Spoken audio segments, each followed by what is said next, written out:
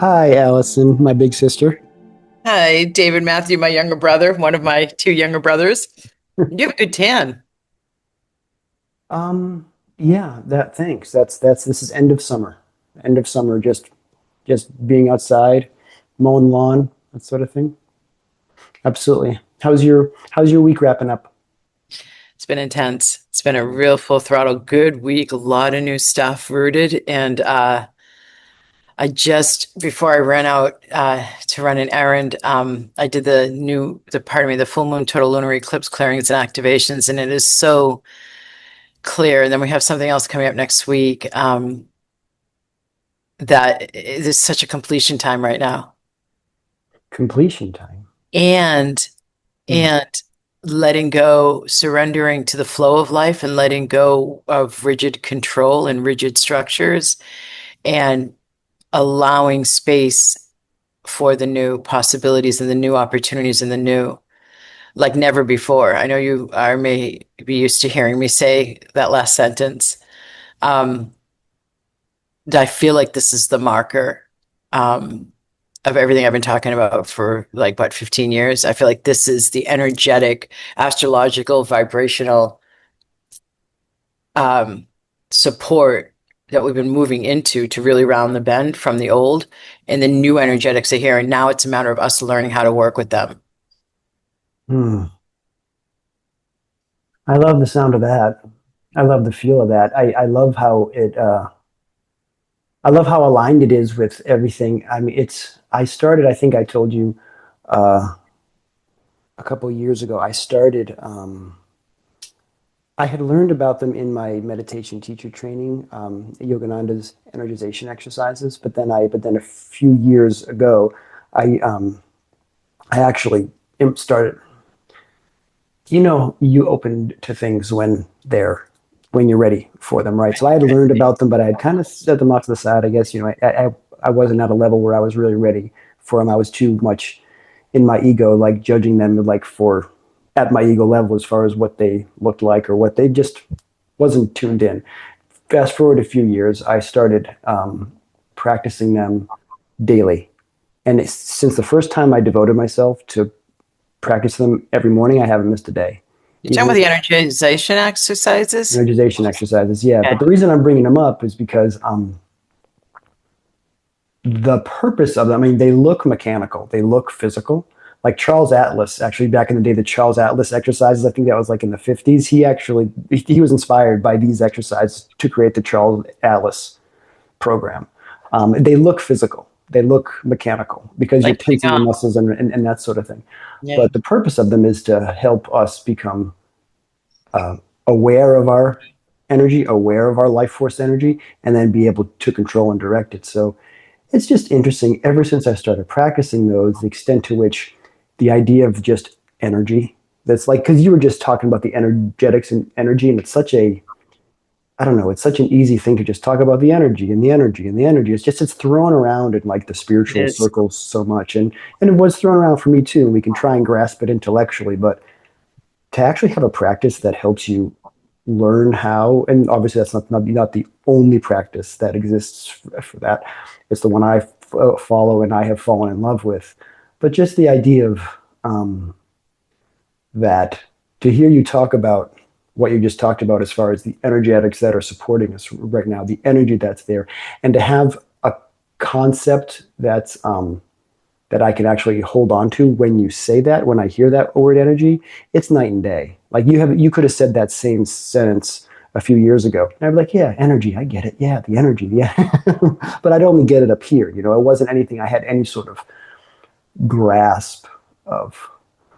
I think I told you that wonderful quote of Yogananda's. I think I might have mentioned it fairly recently. The I don't know if it's the task or the goal or the job of the yogi is to turn his conceptions into perceptions. I love that. Yeah. That reminds me of, I just quoted myself yesterday when I was talking to a team member. I don't need what I've been saying since the 2000s. I don't need to be right. I need to be happy. Mm, yeah. Right So on. if we're talking about what you're talking about here, So when I say the energies, I don't mean our energy. When I Yes. was talking about, I mean the vibrational backdrop we're living in. And as a yogi, like I keep talking about this more recently again, and I talked about it a lot years ago for years, and it's so much of my second book, the meaning of the word yoga, Mm. to Yeah. yoga with the divine. And yet, like to go somewhere a little bit more advanced, we have the seven chakra column that we're used to. The higher self at the crown chakra is accessed more and more the more we open our crown chakra with 1,000 petals, whereas the root chakra has only two. Yeah. I'm following you.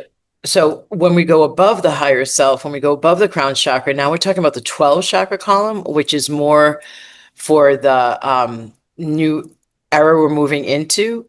And there's three above the head. And as we go more and more into those, having those opened, it's a closer and closer and more refined connection to the divine. So the top one's even called the stellar gateway. Mm. So it's like, and as well, one of the new ones is below our feet, the earth star chakras. So the way I envision it is like, you use the word alignment too, and it's actually one of the words I use in the clearings and activations because it's like about aligning to the new era. One of the specific clearings and activations I did was about like letting go of the rigid structures, letting go of the familiar to allow for the new opportunities that haven't yet taken form. Mm. Right.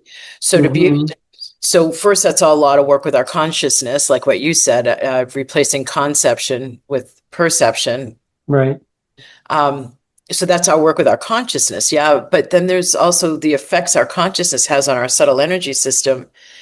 And so the more that we're purified, so to speak, um, the more we are opening higher and higher to higher and higher, more and more precise communication with the divine to then like align with the energies and the vibrational backdrop that the cosmos are creating.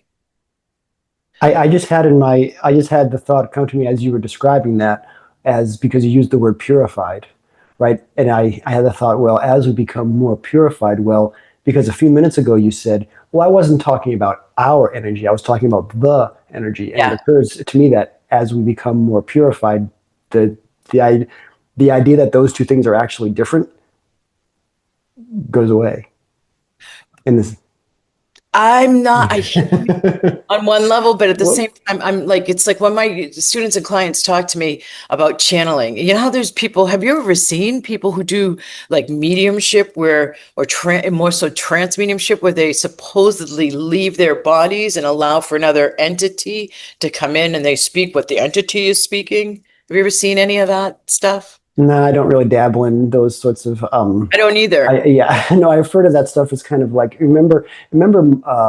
I think it was only a few months ago I mentioned that, and I know that I quote Yogananda lies, my teacher, but um, uh, just that was it. I don't think he used the word meditation, or and maybe it was, or maybe it was just the spiritual path. That the spiritual path isn't a circus. And the reason Yeah, that you came, wrote yeah, that recently. yeah. Well, the reason it came up is because, having meditation students or just having the idea of like coming into the practice of meditation or even onto the spiritual path with a goal of like having, um, experiencing phenomena, having Yeah. like out of body experience, like all that stuff.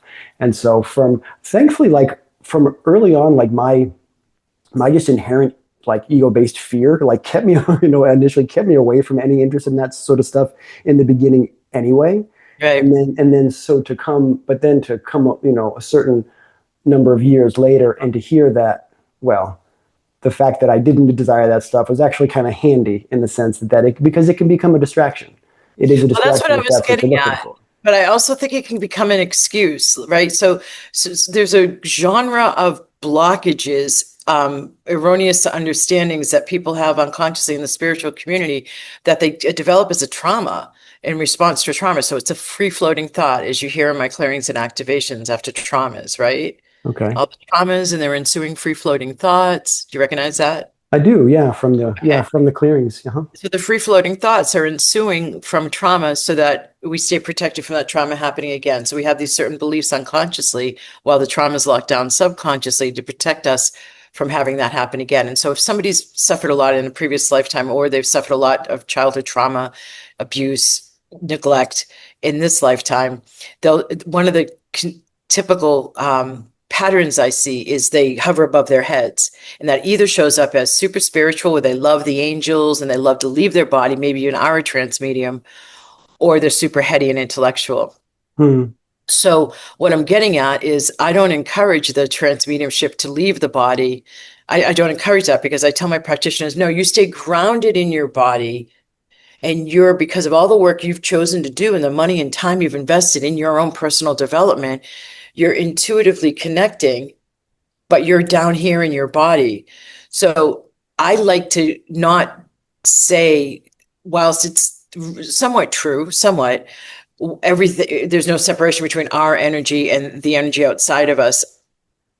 It's a great abstract theory, but I don't feel like on the ground, boots on the ground in day-to-day practices, it's helpful because people are still learning how to manage their ego mind and their consciousness, and then what energy can do in their system, and then what, as a co-creator, is they're sending out their energy, how it meets up with the greater vibrational Hmm. backdrop for co-creation. You see what I mean? I just said this. I love where this is going right now because as you were finishing off your sentence, I was just thinking how easy it would be to kind of sit back and like if we were observing this conversation from kind of like outside of ourselves, how easy it would be to just go into the like to try and grasp it intellectually as far as I like can't be my bothered, mate. I'm sorry. I can't be bothered. It hurts my head. Yeah, well, right. Well, and then, but you end up in a circle anyway. Is my because my point was this actually ties into because what my thought was I be as I become more um, aware of my own life force energy, right, of the energy that is flowing through me, yeah, and maybe I decide to have this thought about this conversation about my energy, the life force energy that I'm drawing into my being versus the energy. And I just think I just want to sing. I just want Yeah, to sing. that's That's where I what I'm was at when I saying. said I can't be bothered. Yeah, because and this ties into because that gets you nowhere. You start thinking about that, and then you're nowhere But did we because not just negate what I just said, though? The practicality of why I do go there and separate our management of our own system and the energy all around us? Because I don't think you're negating. I'm just going. I'm just where I'm going with this is tying it into actually a thought that I had this past weekend that I was like I wrote down. I was like I want to talk to Alison about this. okay, And but what I so was talking about was how to work the law of attraction. So it's no small thing. It's no like, how do small you thing. manifest? How do you co-create? That's why, because I talk about this right now and with that distinction, because we are responsible. We're not just here receiving the universe only. We are consciousness in a body. Yeah. Well, that's the purpose. I mean, I can circle all the way back to the beginning. That's the purpose of the energization exercises. The purpose of the energization exercises is to raise your energy, learn to become aware of, and then direct your energy into whatever it is that we use our free Yes. will to do. Yes. Yes. Whether it's an outward Raise. endeavor or I for love how deep you said that. meditation. I mean, that's You the say whole idea. raise again? Yeah, to raise our energy, to up. I mean, one of the, I mean, I love how because you said it. I mean, meditation itself, I mean, it's not a sleepy practice. I mean, it takes a lot of energy to raise consciousness. And so What a great sentence, David Matthew K. I don't think I definitely, I Takes a definitely lot of channel that energy before. to raise consciousness. Yeah, yeah. Um, Dedication, commitment. um, What's okay, the so thing? no, now I really want to share this with you. Yep. And I promise it is related to what we're talking about. I trust you, Because, even if it isn't, but I'm sure it is. well, thank you. Well, yeah. Well, it always comes back in some sort of way, I know. um, but I said I just want to sing, right? We start getting when we start getting heady, and this wasn't, and you know that I practiced meditation for years from just essentially mechanically. Like I was doing the practice, and good things were happening, but I didn't. Um, I wasn't graced with the devotion that heart opening devotion until years later. And so when I say I just want to sing now, it's like when I feel myself getting heady on something, like really starting to try and intellectual understanding is important for me. I'm somewhat intellectual, right? But then it just goes way too far and way off track. And so what I noticed was I just had the greatest example of this happen to me while I was mowing the lawn last weekend. Um, and then I had it reinforced when we were talking about, like we were doing like the thumbnail for this for this podcast thing. Just like the difference between when I'm trying to figure something out and when I'm just in a flow of like co-creating. Yeah. At the risk of overusing that word or that concept. But anyway, I was. But where this is going is I was mowing the lawn, and I had become I fell in love with the song. So the Psalm of David is, and I'm not going to go into like Psalms and stuff. I'm not a biblical person. I love the Bible and I love learning about Jesus and those sorts of things, but it's not my forte. Anyway, I fell in love with this version. So there's the Psalm of David, and then Swami Kriyananda, who, as you know, is a direct disciple of Paramhansa Yogananda, who's a teachings I'm very much in tune with, put it to music. He wrote a melody for it. And so now what I did was I was out walking for I was probably 6 weeks when I went out for my morning walk. I had the Psalm of David song playing in my backpack so I could hear it. I was just, so I memorized it and then I started singing it. You know how, I'm going to out myself right now, and I'm sure you can relate to some song, but for me, it was like a Pearl Jam song. Back when I used to listen to like angry music when I was like in my 20s, it was a Pearl Jam song that I could sing the whole thing, but because of the nature of Eddie Vedder's voice, I didn't know any of the words I was singing. I Oh could my literally God, Pearl Jam. Like when we started having like subtitles on YouTube, I was like, oh my God, that's what he was always saying. totally, but you could Exactly totally with sing Pearl it. Jam. Yeah, but it didn't stop you from singing along, right? No, but Pearl I totally could, man. I thought I was singing good. So you can do that. I got a decent Eddie Vedder voice. Anyway, Yeah, let's hear it. no, now I might sing for you, but I haven't sung for you in a while, actually. Pearl Jams was Um, during my master's program and while I was with Roger and at Skipper's. So, I mean, it's a whole um, lifetime. yeah, I think I can relate to that. I know. I think pretty much everybody can relate to like certain music in certain phases of life. Uh-huh. So I'm very grateful for. I hope that this phase that I'm in is just the phase for the rest of my life, as far as this music that I listen to, because I don't listen to much else. But uh, so The Psalm of David. so what I was getting at with like you can know the words to a song without. I mean, in the Pearl Jam example, I didn't actually know what the specific words were, most of them anyway. But in this case, I knew the words, and I was singing it along with it, and then I was singing it just by myself, just singing it like chanting. But still, it's like biblical, right? So Right. it's I will lift up mine eyes unto the hills, from whence cometh my help. My help cometh from the Lord, who made the heaven and the earth. I mean, it's biblical, Wow. right? Right. And so there's that verse, and then there's three more verses, and I know It all just of them, right? communicates faith, it sounds like. What's that? Biblical or not, it's communicating faith and trust. Faith and trust. Thank you. Because what happened while I was mowing the lawn was I was singing it. And suddenly I just understood. Oh, I, I love things like that. I love when that happens. I just understood every verse. Now I'm not going to go in like I could like tell you what my understanding is of each of these verses, and then someone will go and listen to this and be like, yeah, like I'm not interested in a intellectual. Like you can just get so off track when you start to try and intellectually understand something that just it wasn't written for us to intellectually understand. It was written to bring us closer to God. That's all. Drop it That's down into the heart.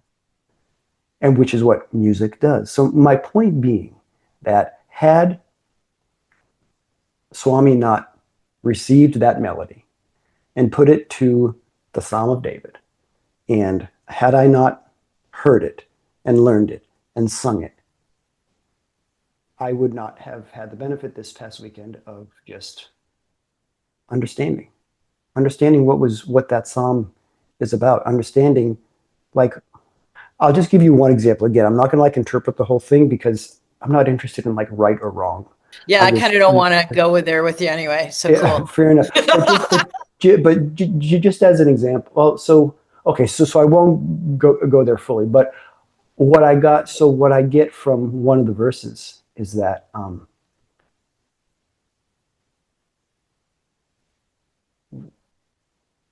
we don't have to do anything other than think of God.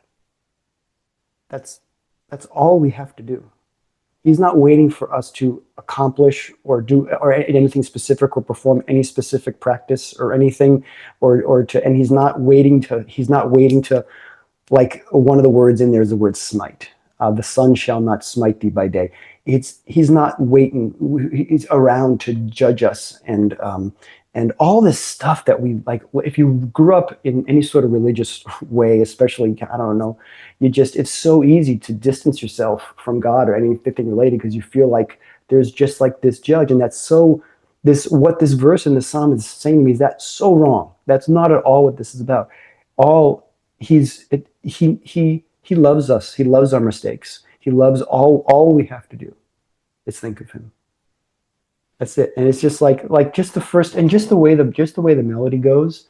The all right. Give it to us. I'll give you one line. Hold on, I haven't sung to you in a while. Hmm. I will lift up mine eyes unto the hill. From whence cometh my help? My help cometh from the Lord, who made the heavens and the earth. That's so devotional. I mean, I just imagine just like walking around singing that. And it's what I've been doing. It's why, it's why I can just, and I don't know. So Oh, you shifted your energy so totally. Do you see the difference in your on your cheekbone area? You're a different energy right now. You're out of your head more. And you're more, yeah. that's Beautiful. why I just started, I told you that I had so it was a holiday weekend, um, where I did the Sunday meditation. And so one person came, but I never met her before. Right? So as I always give someone, if someone shows up to a group meditation and they're the only one, I always give them an out, especially if they're new. Like, I know that this probably wasn't what you were expecting. I'm happy to meditate with you, and I'm happy to make this like an individual session if you want to do some instruction. Or I will not be offended if you want to go, like you're uncomfortable because you're expecting a group, but it's just one on one. So I always just I just want folks to know that they're in charge, right? That Yeah. this is their choice, right? Um, Wonderfully, to her credit, she just stayed. And so what I've been doing the past few weeks is I don't like bring my guitar or anything like that yet, so I'm playing a song through a speaker, one that I have sung to, and I just sing out loud and I invite folks to sing, Yeah. and they've really been enjoying it. But I don't. The reason I'm bringing this up is because it was just the two of us there, and I don't think it was just because like she was. I don't know. I get into my head every now and then thinking Yeah, I like just saw the shift. what she, yeah, right, like what she might, what my feeling was, and if I really go into the what's right, like what my feeling was is that she sang because she wanted to sing. So like I just sat there and uh, sang with one other person, and the difference that that makes, no matter where it occurs within the context of a practice, like to go into a meditation technique or something after. I mean, if you've ever been to a kirtan, you know what this is about. But to actually practice chanting, to practice music on the front end of an intentional meditation practice, it's night and day. David, my yoga teacher training in India in the yoga shala, 5:30 a.m. We would start with meditation and then we would go into chanting. Yeah. But and sometimes it was more chanting than meditation. It was Hmm. not ever only meditating. Yeah. And this is circles back to the very beginning of this conversation, how many years I went of only meditating. Like, and Well, I mean, that's what, that's why you were using it though. And so the singing, like you said, music's from the heart, right? So you were working with the mind. You needed help first to sort your mind out and gain more self-mastery over your it's true. self-talk. It's true. Yeah. And then you were more hearty. I mean, you've always been this incredibly gentle, beautiful heart soul. Oh, That you have, honey. You've always had this gentleness to you that's just speaks to your heart. Yeah. But you've also had a lot of conditioning, as we all have had, and some stuff to work out through the dominance of the ego mind that we've all been taught to use our intellect to get achievements accomplished. Right. So yeah. as Yeah. you've learned how to come out of all of the self-talk that's been like a skipping CD or like a not like noise, then that creates space for the heart. That's what this whole time is if on planet Earth is dropping down out of the head and into the heart. And the singing would have to wait. And now you're so into it because it's another tool with which to, and it's not such a direct approach to the ego mind. You know what I mean? It's not like I mean, you know how we say that if you even just sit for meditation, you've won. Yeah. Hmm. So, like, you know how like meditation confronts the ego mind. So the singing, it's like a back door. And one of the things I actually have It's said, cheating. It really is. It's cheating in the most I wonderful way. It's the most wonderful way. well, yeah, and so I would also say, like when I've had clients in the past for one-on-ones, I was saying this for years, and I don't say it as much now because I don't have as many one-on-one clients in person or distance. I do more of the group work, and yet still, what I'm doing in the group work is helping people gain that self-mastery over the self-talk and have because the yogic culture and the traditional Chinese culture, the Taoist culture that created the yin yang symbol both believe the spirit resides in the heart. So Mm. I basically what I'm getting at is I've been saying for years, like decades, um, I help people. I do a backdoor approach to quieting the mind because I help people open their heart. Mm. A It, backdoor approach so it doesn't confront the ego mind. So just kind of slide. it makes perfect sense, and I am remembering another teaching by I don't know if it was directly Yogananda or if it was Swami Kriyananda who said that you can't take one step forward on the spiritual path without devotion. And I can completely see that had I continued only focusing on like training the mind and not ever experienced any sense of devotion from a spirit. I mean, I definitely would have gotten a quieter mind. I definitely would have had a more control is not the word, but just had been more empowered, more fully in myself. But as far as the spiritual aspect of the practice, I mean, it doesn't happen up here. Can we talk about this? Maybe next time because I have to scoot. I have to Oh, are we scoot here in done? just a few minutes, Oh, we and are again, done. Holy cow. I know it goes fast. And I had one more other thought that I was going to share with you before the end there, and I do want to continue because I want to learn what you have to say there. But I We just have a little bit of patch of time, so I can get into it. give it a go. Um,